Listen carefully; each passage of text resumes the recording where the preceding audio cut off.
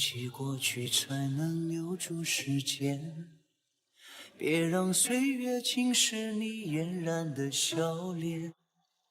繁华如春梦，握不住，谁也看不见。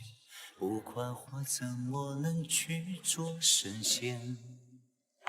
是谁带我感受着爱情中的甜？甜里面藏着苦涩，如放海无边。哎，流年，流年，你没事吧？谁又能保证有没有明天？思念如剑击穿我心田。仪式快到，鲜红的血将家一人变，思绪经年誓言。在眼前开出的花如何蔓延？爱恨纠葛缠绕成丝线，一针一线织出你的脸。不要问我是否用一生实现，尘埃里开出花一朵。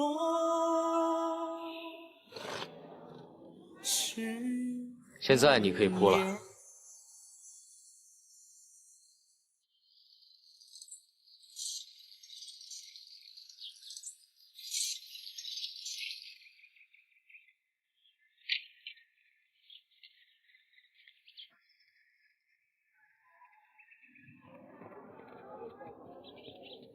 彩青小姐，怎么还不下车呀？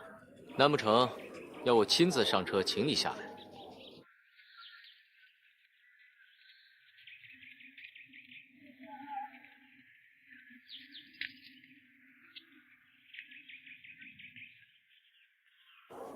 收起你那伤心欲绝的样子吧。你有今天，完全是罪有应得。谁叫你不知廉耻，和自己的兄长乱伦，还勾引自己的姐夫？彩青，你疯了！居然敢打三少爷！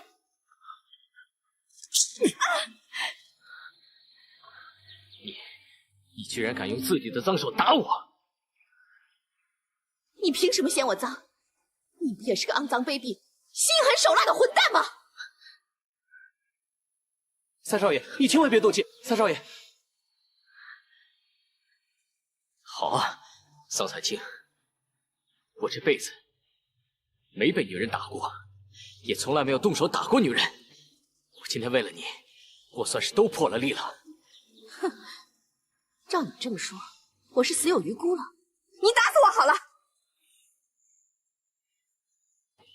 你虽有错，却罪不至死。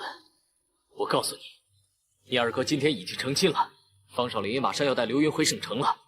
我给你这一鞭子，是让你记住，从今以后，好好做人，洗心革面吧。哼，三少爷，君子，你也就碰上三少爷这么好脾气的主子了，要不然今天还不知道怎么死呢。黑三少爷还救过你的命，你居然敢打他！哼，到底是沈家的人啊，个个都那么恩将仇报。你啊！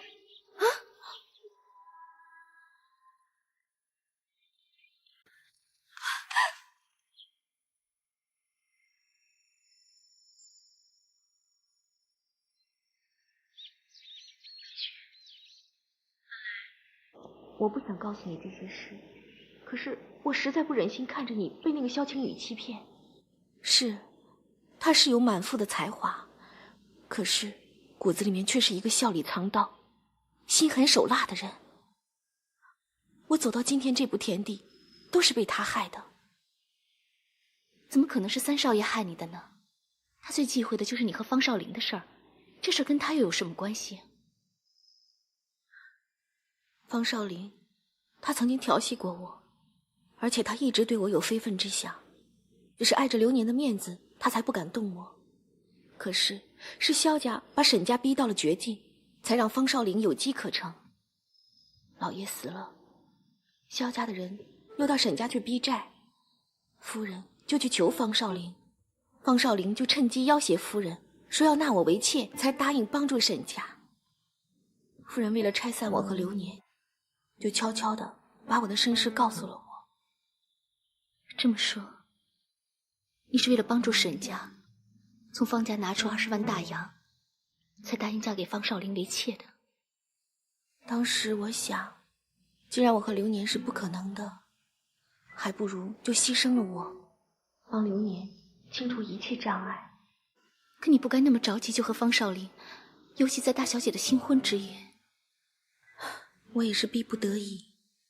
流年他生性冲动，如果让他知道了事情的真相，不但于事无补，而且他还会和方少林为敌。与其这样，还不如让他就认为我变了心。润雪，其实那天晚上我跟方少林之间什么都没有发生。你想想看，我怎么可能让一个恶少玷污了我的清白呢？你为了沈流年可真是用心良苦。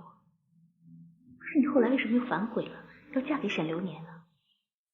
你不是已经知道他是你同父异母的亲哥哥了吗？润雪，这是沈家一个天大的秘密，是我不能告诉你。总之，后来我才知道，我和流年并非亲兄妹。只要我肯放弃认祖归宗，不要让别人知道我就是沈家老爷的亲生女儿，我就可以嫁给流年。难道流年不是沈老爷的亲生儿子？润雪，你就别再问了，你一定要帮我保住这个秘密啊！我绝对不能连累了流年还有沈家。好好好，我对谁都不说，永远烂在肚子里。只可惜我还没来得及向流年说明我是清白的，萧家的人就上沈家逼债去了。我更没有想到夫人居然会当众宣布我的身世。这么一来，所有的人都认为我就是流年的亲妹妹，我以后再也不能嫁给他。我就知道三少爷一定是误会你了，只可惜你受了这么大的委屈，却又不能解释。能解释我也不屑向这样的人解释。他把沈家逼到了这样的境地，还把我害到这样的地步，我怎么能向他摇尾乞怜呢？彩青，其实你也误会三少爷了，他不是你说的那种人。对，他是喜欢你姐姐，可是他从来没有不择手段的对付沈家，害沈家的那些勾当都是老爷和红雨在背后策划的。三少爷为了帮助沈家，还费了不少心，出了不少力呢。我知道他是帮过我们沈家，可是那都是为了讨我姐姐的好，背后还不是一把火把沈家逼到了绝境。他呀，比他爹比他哥还要狠。不是这样的，彩青，我一直在萧家，这件事的来龙去脉我知道得很清楚。他是真心实意在帮助沈家，为这事儿老爷还气得踢断了他一根肋骨，他的伤到现在还没有好呢。你说的是真的吗？当然是真的，我还会骗你不成？自从三少爷在南湖救了你，回来他就病倒了。后来他听说沈家仓库失火，就去质问老爷，说老爷办事下作，还要和老爷断绝父子关系。老爷气得不行，恰恰在这个时候，老爷知道了他暗中帮助沈家的事儿。那天的情景，我现在想起来都后怕。那我是不是恩将仇报了？是啊，所以你进了萧家之后，三少爷身边的人看着你都不顺眼，便着法的治你，可你居然还打了三少爷一巴掌。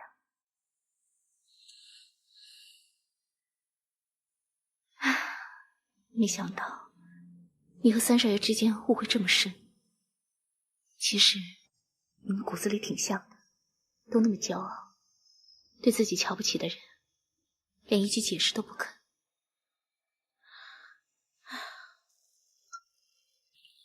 去把这药给彩青拿过去吧。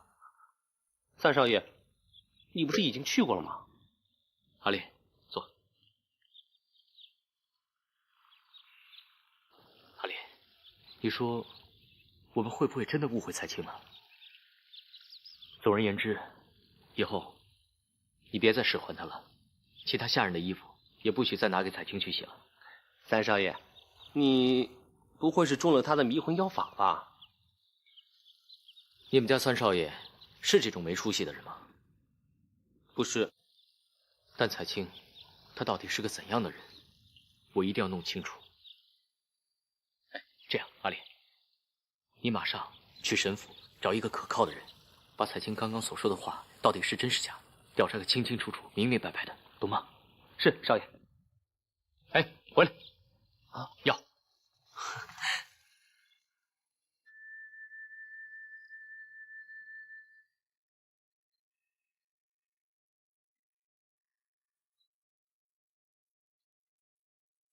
少林啊，娘前后已经发了3封信来催了，我们再不回去的话，娘真的要生气了。我真放心不下彩青。你也知道，她现在在萧家过的是什么日子？萧青雨根本就没有纳她做妾，反而这样对她。你放心吧，我让志强已经买通了萧家的下人，全都打听过了。自从流年成亲之后，萧青雨对他也好了很多，他在萧家的生活应该还算不错。萧青雨根本没有娶彩青。好吧，我们明天就出发。等我先应付了我娘，再做打算好了。嗯，那我去收拾一下。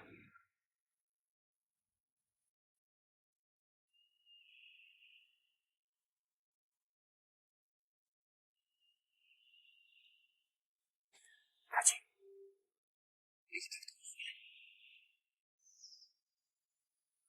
三少爷，打听到了。这春喜收了咱们1对金镯子，高兴得不得了，把什么事儿都一股脑的告诉我了。咱们果然是冤枉彩青了，他对四姨奶奶说的话都是真的。三少爷，都怪我听信了外面的谣言，让彩青在咱们家受了那么多苦。不，阿莲，这事不怪你。其实要说，我以前对彩青的印象还算不错，主要还是我对流云的关心影响了自己的判断。每次一听到流云这2个字，我就不再那么冷静了。那现在怎么办啊？要不我这就去找彩青解释，向她道个歉。阿莲，算了，现在一句道歉的话对彩青来说又有什么用呢？我还是把欠她的这些记在心里边，等以后有机会慢慢还吧。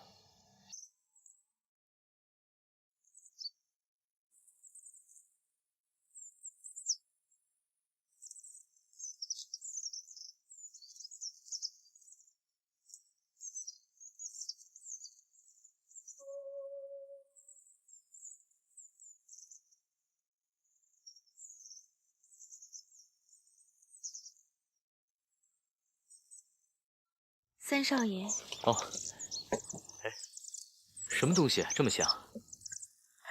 我给你煲了点骨头汤，顺便在里面放了一些养肺的药膳，喝了对你的伤有好处。来，喝吧。谢谢。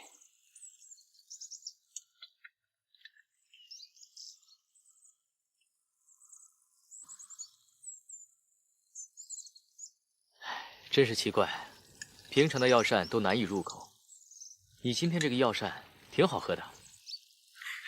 三少爷要是喜欢喝的话，那我以后经常煲给你喝。嗯，好。对了，彩青，坐。啊，坐。从今天起啊，你不能出入府门的禁令就取消了，你以后可以自由出入。当然，更可以回沈府去看沈流年了。哎，不过你要切记，千万要在天黑、府门落栓之前回来，别让管家再抓住你的小辫子。真的？不过也不必了，大娘是不会让我见他的，也许连府门都不会让我进。这个简单，不管怎么说，我也算是沈家名义上的3女婿，我和你一块儿回去，于情于理，沈太太应该不会拒绝的。不过咱们要把戏做足了，一会儿上街去备些礼物才行。那怎么好这么劳烦三少爷呢？彩青，就别和我客气了，真觉得过意不去，以后就煲这个汤给我喝就行了。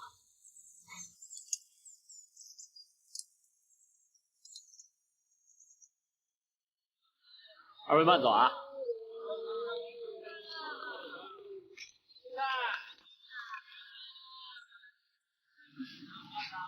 老板，给我来一个这个。好嘞，这个也来一个。这个风车也不错呀，买一个吧。这个风车我喜欢，宝宝也会喜欢的。要不要我把流年约在一边，你和他单独说几句话？多谢了，但是不用了。看着他能这么平静的过日子，我已经很满足了，干嘛再去打扰他的心呢？想哭的话就哭出来吧，憋在心里面不好。没有啊，其实我心里挺高兴的。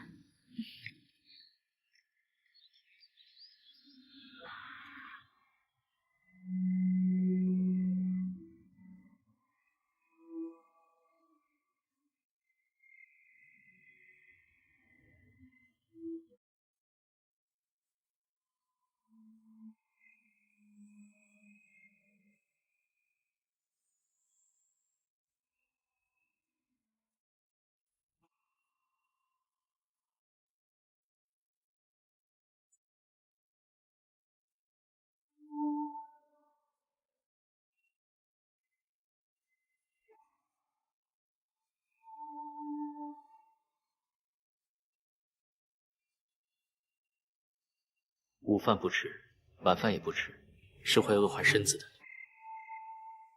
我不饿。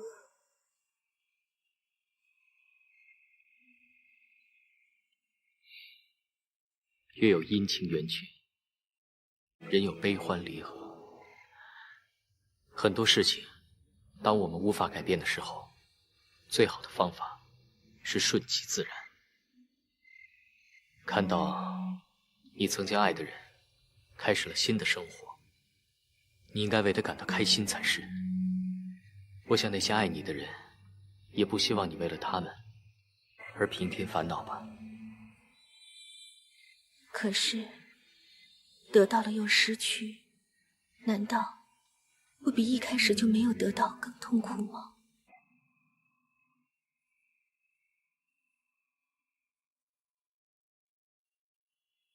你错了，你只看到了自己失去的，而没有看到自己曾经拥有的。你毕竟已经得到过你爱的人的爱，虽然你们现在不在一块儿，可毕竟那是感情以外的原因。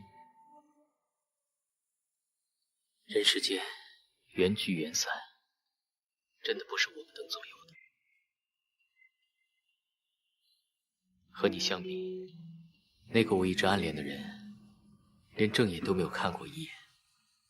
那我是不是应该在这房梁上吊根绳子，直接上吊自杀呢？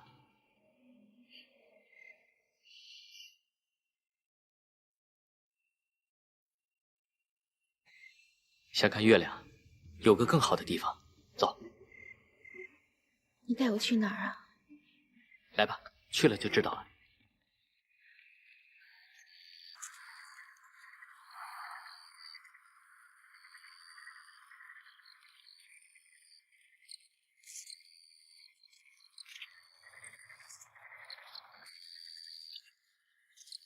三少爷，你带我到这儿来干什么呀？彩青，你不觉得平日里我们府上的院墙都那么高，规矩特别的多，我们生活的特别压抑，想哭也不敢哭，想笑也不敢笑。可你再看看这儿，啊，空气如此之清新，视野如此之开阔。哎，你有没有觉得来到这儿以后，你的心情会好一点？彩青，我告诉你，以前我有什么不开心的，就会一个人来到这个地方，对着空旷的四周，把想喊的都发泄出来。要不然就哭一次，等哭过喊过了，心情就会好起来。你要不要试试看？你不信啊？不信你跟我学啊！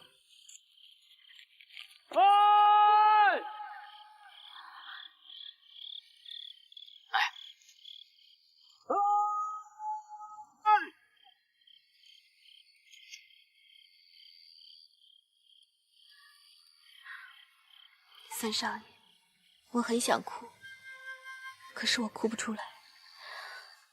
我还想喊，可是也不敢喊。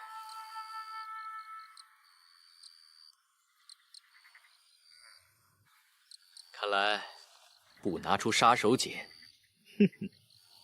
闭上眼睛。为什么？闭上。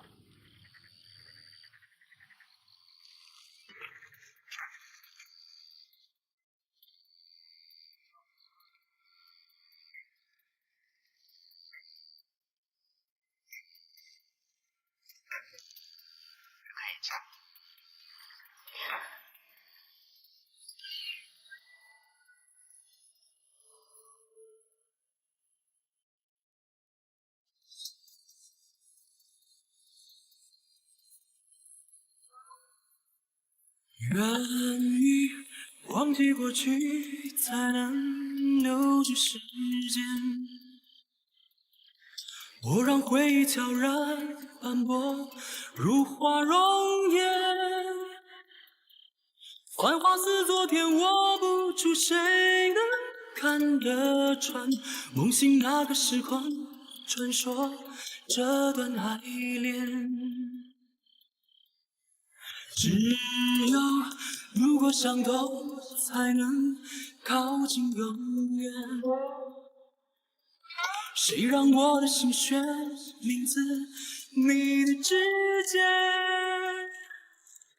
万丈红尘中，谁在海，谁为谁情？三少爷，坠入火焰，虽然谢谢你。彩静，记得有人说过，每点燃一盏灯笼，就会让这世上开心多一点，烦恼少一点。今天晚上，我为你点了这些灯，你有没有觉得快乐一点？如果还没有，我告诉你，你跟我一起喊出来，就一定会好的，真的。来。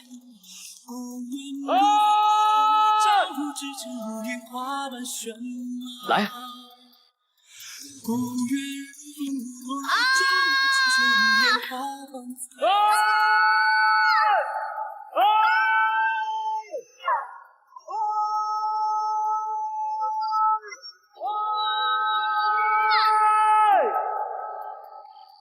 你说的没错，之前我的心里就像压着一块大石头，现在喊出来之后，就感觉轻松多了。以前我也一样，有几次在我哭过、喊过以后，我就慢慢的坐在这儿，看着天边的月亮一点点的沉下去，再慢慢的等到天边的太阳一点点的升起来，最后这整个世界的黑暗就一点点的消散，整个世界就变得阳光灿烂起来。我从来都没有在荒郊野外看过日出，我好想体会一下你说的那种感受。哎，三少爷，你可以陪我在这儿一起等日出吗？当然可以了。其实今天我带你来这里，就是带你来看日出的。彩青，我希望你能明白一个道理，其实你永远把自己得到的看得比自己失去的重，那你所拥有的快乐就一定会比你拥有的痛苦多。就如同我对你姐姐，虽然我最终没有得到她的爱，可至少她让我明白了深爱一个人的滋味。而我这样一想，我就会觉得我拥有的快乐比我的痛苦多。你说的没错，虽然我不能够和流年在一起，可是毕竟我们曾经相爱过，确实我得到的快乐要比痛苦多得多。三少爷，谢谢你。我现在想通了，我一定要好好的活着，这样我才不会辜负流年对我的爱。我们总在追寻什么是幸福和快乐，其实想想，那些答案就在我们自己手里面。正如佛法所说，放下了，便是拥有。放下了，便是拥有；放下了，便是拥有。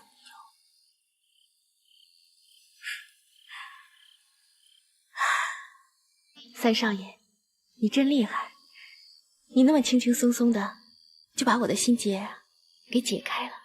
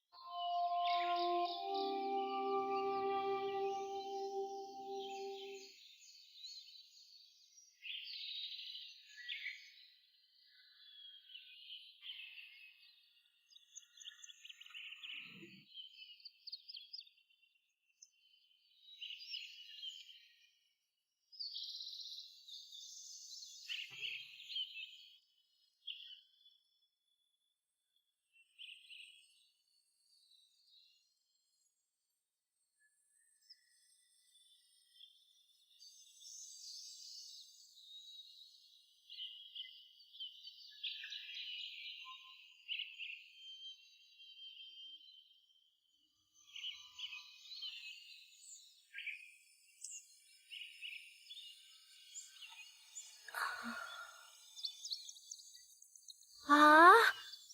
日出，太阳都升这么高了。我刚刚看你睡得挺熟的，就没叫你。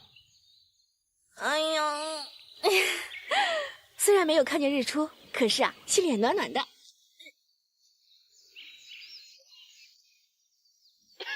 三少爷，都是我不好，你身体虚弱不能着凉，我还让你陪我在这野地里坐了一夜。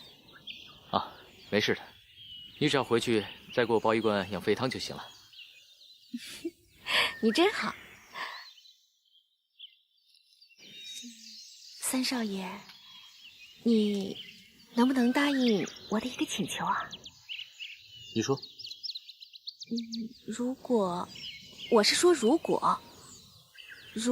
有人要替我赎身的话，你肯放我走吗？当然了，其实要说沈家的家底还是很殷实的，流年应该很快就能凑出20万来替你赎身，我自然会放你走。我不是要流年替我赎身，我是要自己替我自己赎身。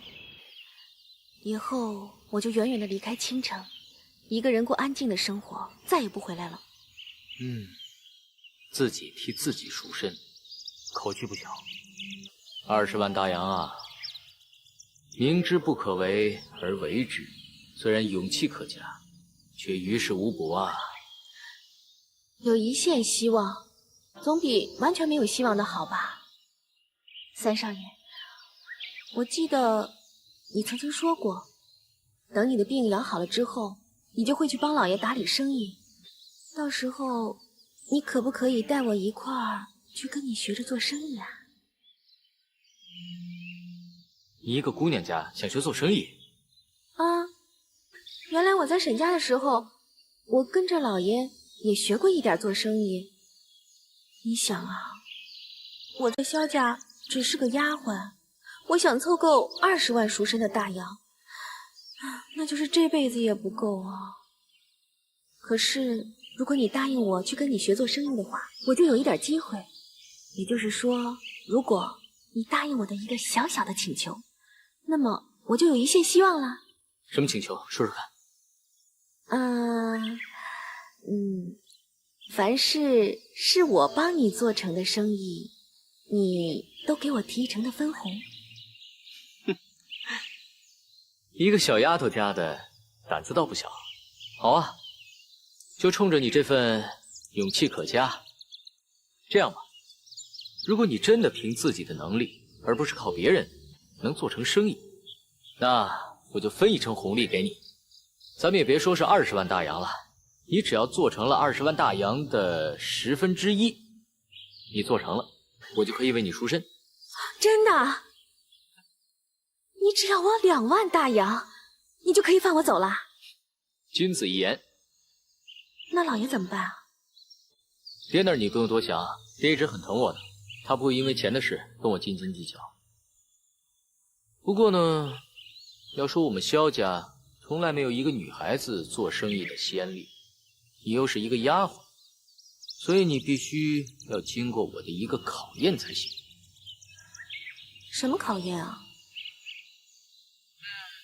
你以前好像出过3道难题来考我，那这次呢，我也为你出3道难题。如果这3道题你都答对了，那我自然写一份2万大洋即可为你赎身的契约。如果你答不对，那就乖乖的等着流年为你赎身吧。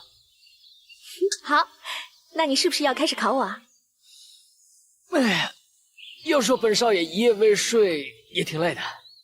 这样吧，你先回去，等你睡醒了，我自然会去找你。那你呢？你先回去吧，我们2个人一夜未睡，要是被那些下人看到了，又该风言风语了。万一传到爹的耳朵里，真的以为你在勾引我，那可就坏了。是，遵命。我快点跑，你慢点走啊。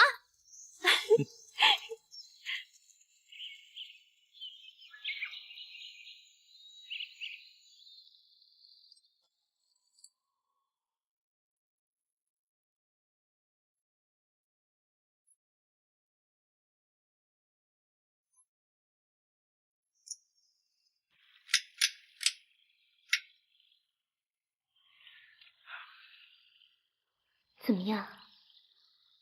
哦，还好。我们这个月放出去的款呢，陆陆续续回来了。我算过了，我们应该可以挪出20万大洋。那你赶紧把彩青赎出来呀！可萧家未必能放你的。我听说之前姐夫呢拿了20万银票去赎人，可萧汝章却没有答应，说什么彩青被萧青雨收房了。可后来姐夫呢又派人去打听，根本就没有这回事。其实彩青在萧家只不过是个粗使的丫鬟而已。萧家这是怎么回事？放着白花花的20万大洋不要，却让彩青做个粗使丫鬟。这个你还不明白？当时萧汝章设的局呢，他的目标全是我姐。在他的眼里，彩青根本就不值20万大洋。这件事一定是萧青雨在背后搞的鬼。可我就是想不出他们在打什么主意。婉清啊，我跟彩青的事你是知道的。反正这辈子我也不可能再娶她了，所以我希望你支持我，我一定要把彩青救出来。我明白，就算只是妹妹，做哥哥的也不能任由妹妹落到仇家手里。可这件事情娘是不会同意的，你最好不要让她知道了，把这笔钱悄悄地支出来吧。这么大一笔钱，娘是一定会知道的。我这就去跟她商量一下，不管她同不同意，彩青我是赎定了。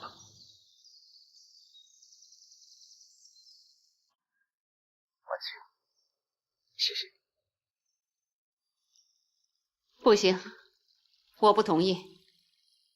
沈家刚刚才喘过一口气，有好多生意还没有理顺，你一下子抽走20万大洋，万一再遇到点什么意外，我们拿不出钱来呀。二少爷，夫人说的对啊，眼下虽说我们能够拿出20万，可也得储备点现金吧。以前老爷在时，怎么着也会储备几十万大洋的。那我们总不能把彩青一直留在萧家吧？萧青雨纳了她做妾，不可能放人的，你何必去拆散人家呢？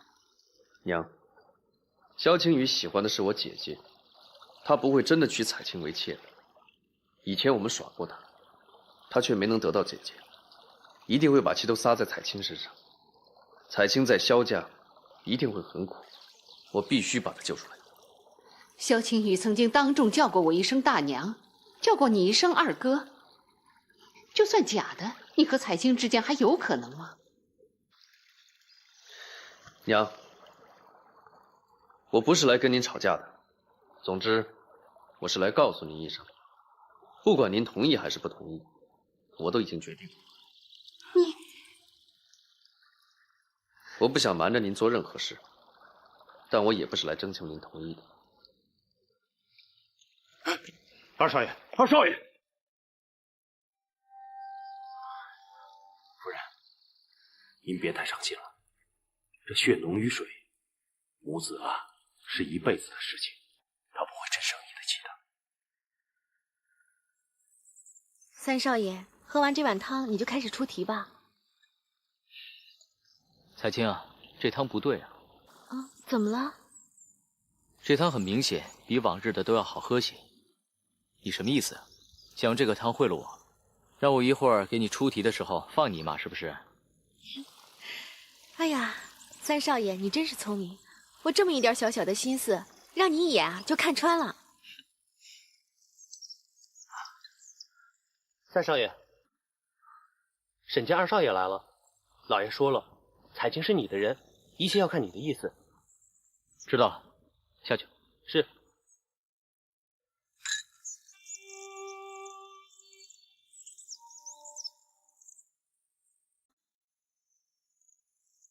彩青，看来沈流年还是放心不下，这么快就把钱凑足来赎你了。别考虑了，马上跟他回去吧。不，我不跟他回去。他掌管家业没多久，好不容易才挣这些钱，不能花在我身上。彩青，我觉得你是多虑了，生意上的事应该是男人考虑的。现在你回到沈家，虽然不能嫁给沈流年，可是我觉得你在沈家做一个三小姐，总好过在我们萧家做一个丫鬟。我决定了，三少爷，我既不会留在萧家做丫鬟，我也不会回到沈家去做三小姐。我就想一个人远远的离开倾城，去一个没有人认识我的地方，平平静静的过一辈子。好吧，你主意已定，我也不便再多说什么了。可你想过没有，该怎样跟沈流年解释？现在就算说你没有做我的妾，他也无论如何不会相信的。这好办，我跟你一块去见他，他不信也得信。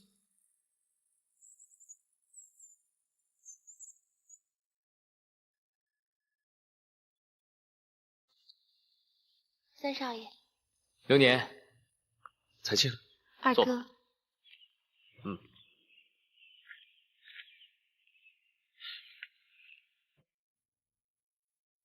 萧青雨，今天我带了20万大洋，我来赎彩青。二哥，对不起，有一些事怕是你还不知道。我刚刚纳了彩青为妾，你带不走她了。我才不相信你真的会娶彩青，彩青也不会真的嫁给你。二哥，青雨她没有骗你，我真的嫁给他了。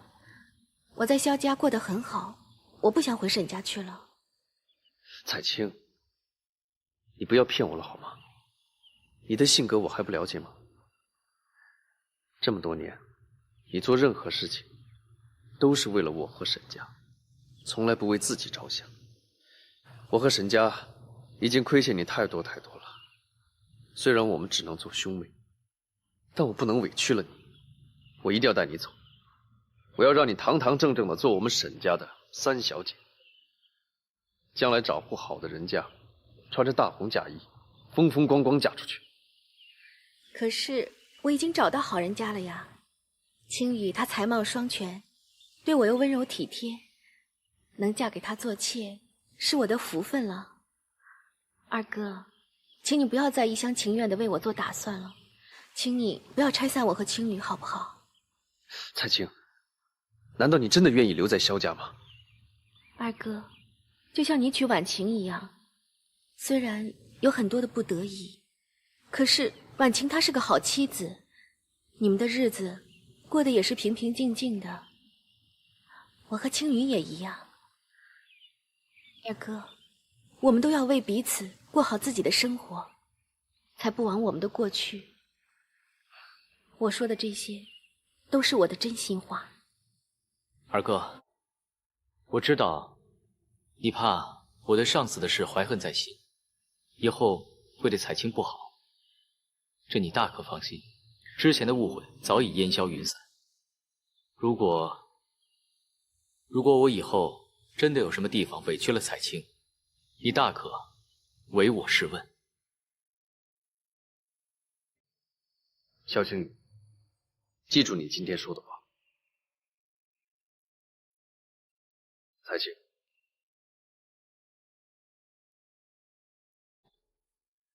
我也要你记住，无论将来发生任何事情，在这世界上还有我这个二哥。我记住了。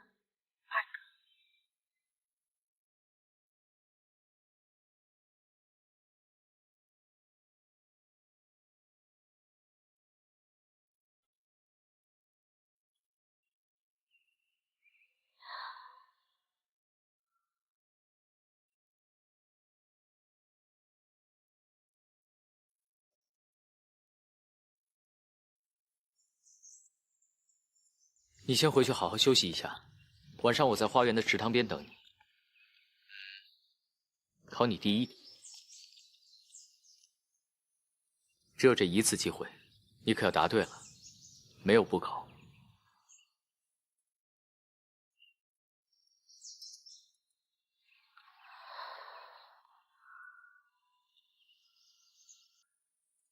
记得当日在南湖，你考我的第一题，便是要我联句成诗。所谓来而不往非礼也。今晚的月色这么美，我的第一题便是要你以月色感怀为题，做一首诗。但不许是自己新做的，必须按照你上次考我的规定，分别取4个前人的诗句来连成新诗，同样也要7部成诗。三少爷真是小气啊！事情都过去2个月了，还不忘找我报仇啊！早知道会有今天，当初我就把题出的简单一些，也免得今天让三少爷看笑话。你不用装得这么可怜，我知道这题啊难不倒你。你这么说，无非是想让我轻敌，你好蒙混过关，对不对？我才不上当。三少爷，太晚了，你已经上当了。我上什么当了？有我们说话这会功夫啊，走了都不止7步了。可不是。我要开始了，不给你机会了。1、2、3、4、5、6。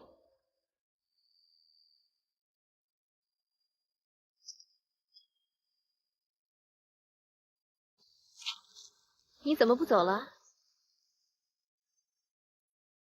我这只脚落下去，可就是7步了。三少爷，如果我真的想不起来，就算你把你这只脚抬酸了，我也是答不上来啊。那日阿烈在南湖就是这样耍赖的，我不想你吃亏。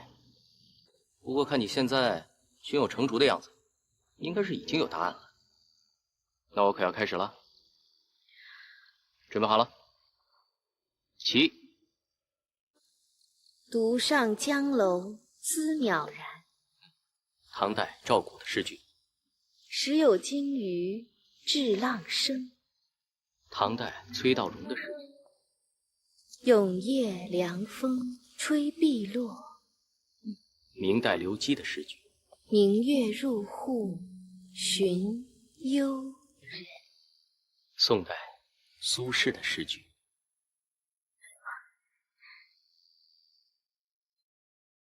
好吧，第一题就算你答上来了。那第2题呢？第一道题答得这么轻松，第2题我要回去好好想一想，一定要想点难的才行。三少爷，你不会故意为难我吧？我为什么不会？你刚刚不是说我是个小气的人。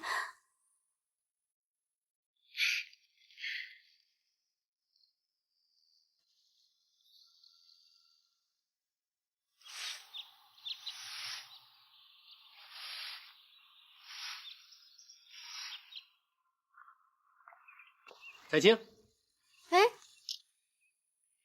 三少爷，这么早就来了，是不是已经想出来第2道考题了呀？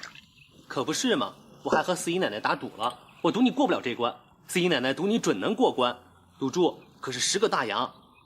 彩青，拜托你不要答对了，要不我这几个月的月钱就没了。我看啊，你还是回去准备钱去吧，因为三少爷他一定不会故意刁难我的。他出的题呀，我肯定能答得上来。彩青啊，你可先不要拿话赌我，因为不巧啊，我跟四嫂也打了赌，赌的呢也是你输，我们的赌注可是100个大洋，所以你要是聪明点做事呢，最好这道题干脆放弃，否则第3道题无论如何你也是答不出来的。三少爷，我和你也打个赌吧。赌注也是100个大洋，如果我答上来了，你就输给我100个大洋；要是我答不上来的话，那我几个月的月钱就赔给你。好啊，一言为定，走。这第2道题非常简单，一个时辰，1个大洋，去给我买4样东西。1样纸包火，1样纸包风，1样皮包骨，1样骨包皮。好。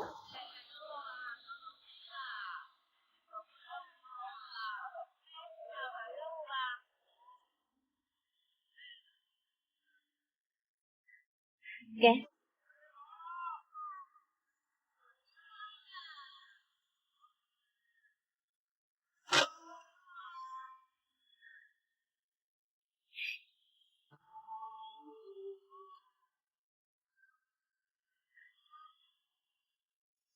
大哥，我买点枣。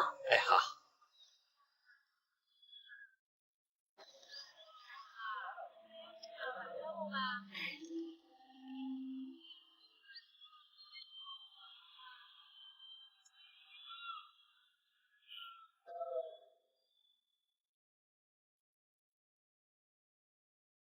三少爷，你看，我把这些东西都买回来了。三少爷，这个灯笼不就是纸包火吗？这个折扇不就是纸包风吗？枣子正好是皮包骨，这核桃啊正好是骨包皮，怎么样？彩青都买对了吧？惨了，我这半年攒的月钱就变成这么一个灯笼了。好吧，那这题也算是彩青你答对了。那三少爷，你可以把那100块大洋给我们了吧？100块大洋？哼，你们想得美！不是还有第3道题吗？你们2人敢不敢接着跟我赌啊？当然要赌了。好，阿烈，你呢？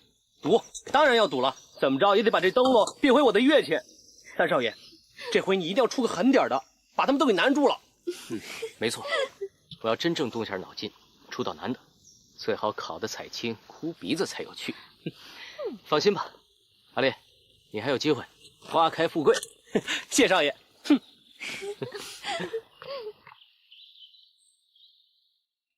这最后一道题啊，其实很简单。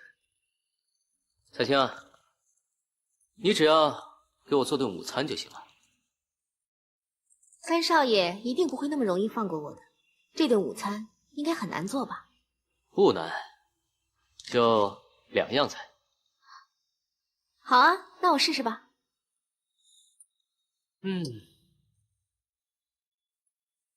这第1道菜嘛，我想吃一道刀切生鸡蛋。刀切生鸡蛋？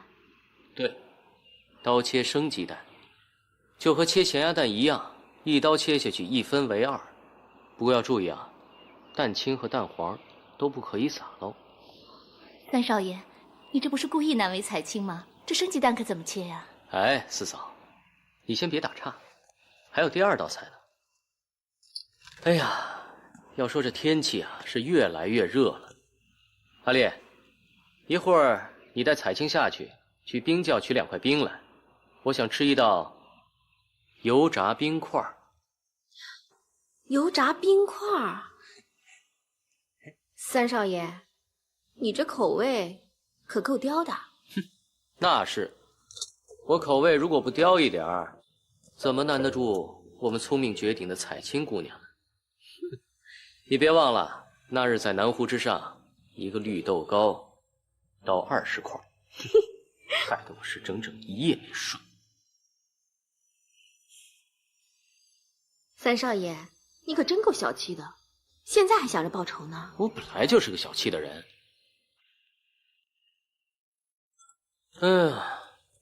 当日一个绿豆糕，害得我彻夜未眠。对着出题之人，我恨的是牙痒痒。哎，如今终于有机会，可以让我出一出这心头的恶气了。桑彩青，总而言之，5时之前你要做好这2道菜。如果做不出来呢，那本少爷就亲自下厨做给你看。不过这题，就算是你输了。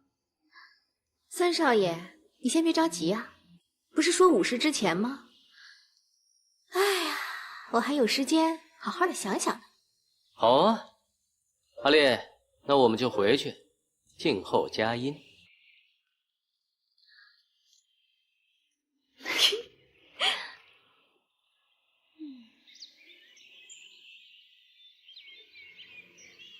哎，三少爷，彩青要是做不出来，你不得做给他看啊？你真有办法做出刀切生鸡蛋和油炸冰块来啊？废话，难题是难题，又不是无解的，我有那么耍赖吗？三少爷，哎，三少爷，三少爷来了。彩青做的第1道菜来了。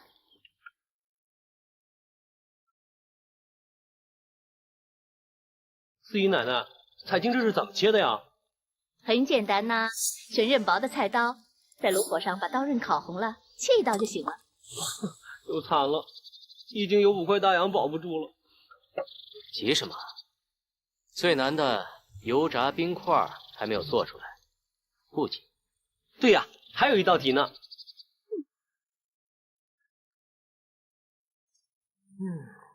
5时已经到了，彩青应该是输定了。太好了，四姨奶奶，我上一局输掉的10块大洋就不用给你们了。彩青，你这样是认输了吗？不是啊，只是我已经想出了油炸冰块的制作方法，但是要请三少爷跟我一块儿去厨房，现做现吃口感才好。好啊，你倒是说说看。三少爷，你只说要油炸冰块，可是你并没有说不可以加调料，所以我就想，我可以在冰块外面厚厚的裹一层虾酱，然后放在油锅里面一过，不就行了吗？彩青，你真聪明，虾酱遇油就酥，到时候啊，外面的虾酱熟了，可里面的冰块还没有化。怎么样，三少爷，跟我一块儿去，我做给你看吧。算了，你既然说得出制作的方法，那一定东西也做得出来。好吧，就算你这3道题都过关了，我正式宣布，从明天开始，彩青可以和我一块儿学做生意了。彩青，恭喜你太好了！凭你的聪明才智，再加上三少爷给你机会，我相信不久啊，你就可以赚到2万块大洋，替自己赎身了。彩青，进了萧家以后，还没见你这么开心过。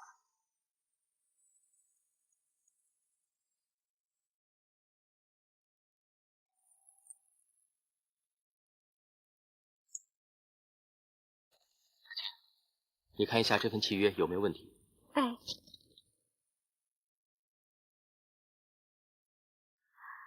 这份契约写得很明白，只是老爷他是否会认可这份契约啊？这你放心吧，明天我去找爹谈，告诉他我准备和他学做生意。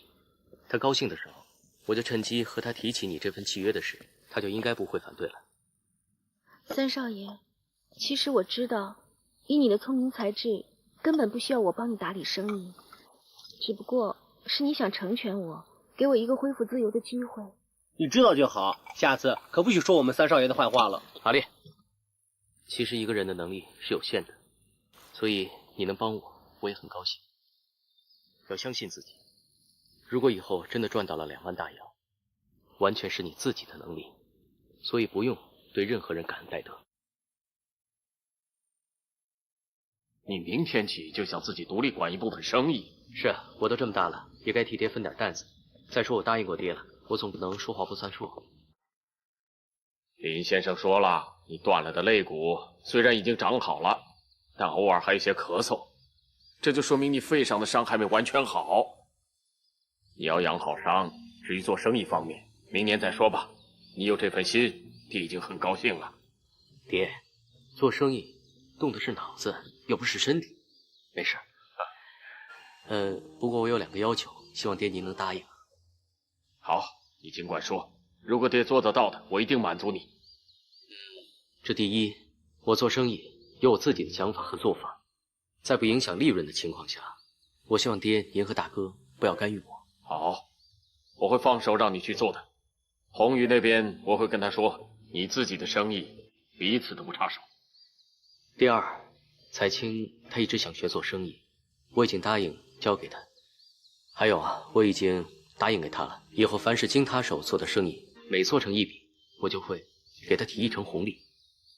这样，凭他自己的努力赚足了2万大洋，他就可以给自己赎身，并且我已经跟他立了一份契约，这份契约我希望得到爹您的许可。什么？你，哎呀，你知不知道这么大一件事情，你不可以自作主张的。彩青的身价值20万大洋啊！爹，我当然知道了。这样，这20万大洋算是我欠您的，我以后慢慢还给您。再说，你也知道这钱的来源，还不是当初你为了让我得到流云而给沈家设下的圈套。这件事一直在我心里边耿耿于怀，而彩青她又与这件事情无关，完全是一个牺牲品，所以我希望给她一条活路走，好吗？爹，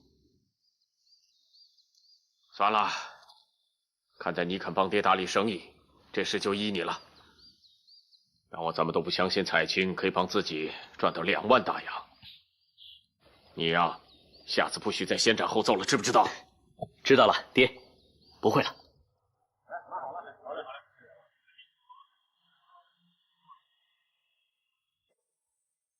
啊，刘掌柜啊，那就多谢你了。哎，好，慢走啊！哎，慢走了，慢走。哎呀，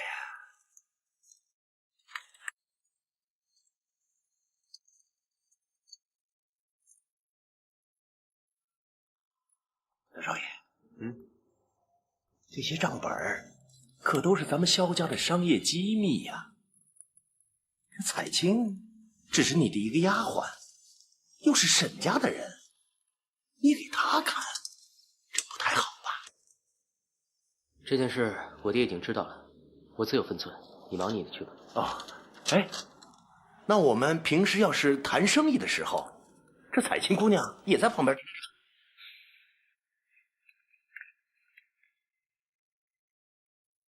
掌柜，彩青在府上的身份是我的丫鬟，可到了这儿，身份就不一样了，她就是我的助手，所以我们生意上的事无论大小，用不着瞒着她，懂吗？我明白了，去忙吧。好嘞。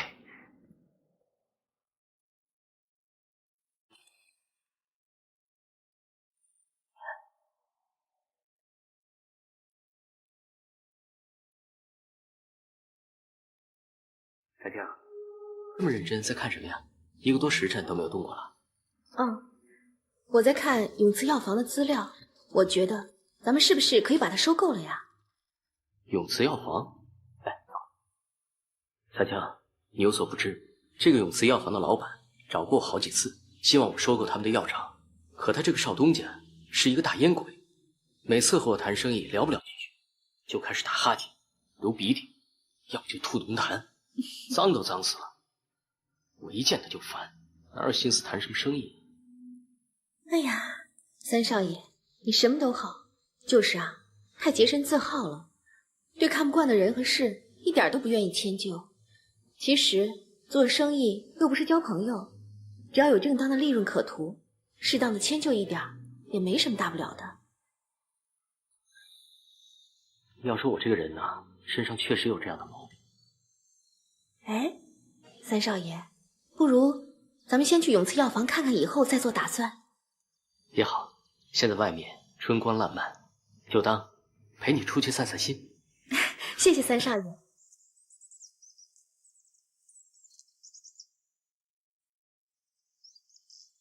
你担心三少爷被彩青迷惑了？老爷，彩青小时候可是克死了自己爹娘的，她身上的邪气重得很。以前在沈家的时候，他就把沈老爷和二少爷迷得团团转。后来方少爷来了，他又把方家少爷迷得神魂颠倒。现在您又把他给了三少爷，三少爷居然还带着他参与咱们萧家的核心商业机密。我看不至于吧。青羽和红羽可不一样，他从来不好色。他心里念念不忘的是沈流云，以他的个性，他不会这么快就爱上别的女人的。他对彩青这样，那是因为他心地善良。他一直都认为自己对不起沈家，想给彩青一个自由身罢了。哎呀，夫人，您想想，这孤男寡女的长期相处，也难保不出什么事儿啊。哎，再说了，你看那个彩青长得那么水灵，本性又不安分。他要是连青羽都敢引诱的话，你看我怎么收拾他！青羽对外宣称已经收了彩青做偏房，不过是为了骗方少林。如果他真的要拿她为妾，我一定不答应。我们萧家绝不允许这种狐狸精进门。老爷，您这么说，我就放心了。三少爷那真是才华过人，人品端方啊！这办事既谨慎又果断，前途不可估量啊！可千万别栽在这女人手上啊！你的担心也不是没有道理。好了，你给我盯住蔡青，发现他有什么企图对三少爷不利的，你就马上回来告诉我。老爷，您放心。我曾听林先生说过，这永慈药房啊，有一本祖传的秘方，对治疗一些传染性极强的疫症有特效。药房的前几辈人都是靠着这本秘籍才开创了这100年的基业。可是没想到，这一辈的邵老板从小就不用心的去学医，整天只知道吃喝嫖赌抽大烟，所以啊，把这好好的家业给败成了这个样子。现在我想啊，咱们这个时候收购永慈药房的话，应该花费不了多少就能谈好了。可我听说这永慈药房不仅欠了很多债，而且它的名声也是每况愈下。最重要的是，我们萧家从来没有做过药。三少爷，现在很多的省都有了旱灾，久旱之后必有久涝，到时候一定会流行疫症的。这永慈药房是个100年的老店，破船都还有3斤钉呢。咱们啊就把它收购了，用心的去打造治疗流行疫症的特效药，然后再利用我们贸易行的营销渠道，善加管理，到时候一定会有利可图的。至于药品质量的话，我想我们可以聘请林先生为我们把关。好啊，那这件事就交给你去办吧。啊？交给我去办呀？对，你去办。从谈收购、清理债务、整顿人事，一直到重新打造这永慈药房，聘请新监理，拓展新的销售渠道，这一切都交给你去办。我呢，就站在你后面，看看账啊，签签字什么的。当然，如果做得好，这药房所产生的利润，每年有1成分红，就是你的了。三少爷，我可只是个丫鬟，这么重要的事情交给我去做，你放心吗？你错，彩青，你既然跟着我出来了，身份就不一样了，不再是我的丫鬟，而是我萧青雨的助手。所以，如果你有信心，就一件事一件事的把它都落实好，不要让我失望。但如果你没有信心，那干脆继续回到萧家，去过你洗衣绣花包药膳的生活，也就不必再出来抛头露面了。三少爷，谢谢你给我这个机会，我一定不会辜负你对我的信任的。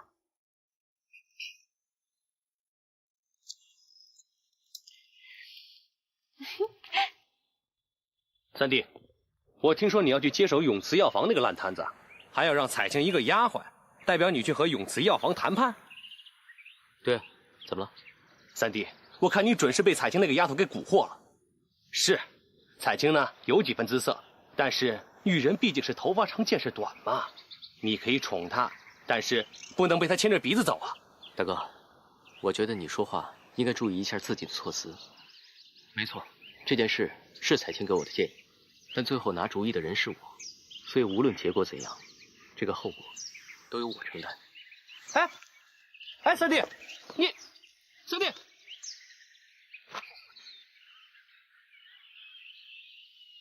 老爷，你答应过青雨的，要让他放开手脚，去按他自己的想法做生意。现在他才刚刚开了一个头，什么结果都还不知道呢，是不是不要去束缚他的手脚了吧？可是让彩青一个丫鬟去抛头露面谈这么重大的生意，岂不是滑天下之大稽吗？好了，你们都不用说了。红雨，爹知道你是为了萧家的名声着想，如果彩青办砸了这件事，我再说青雨也不迟。万一他办成功了，我又怎么有脸去见青雨呢？眼下还是再忍一忍，静观其变吧。是。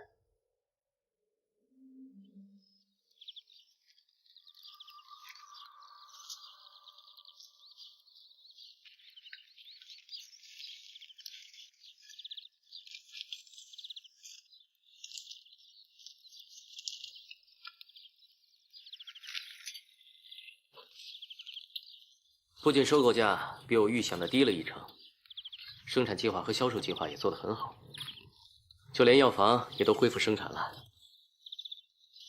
你在沈家没少跟沈老爷去做生意啊？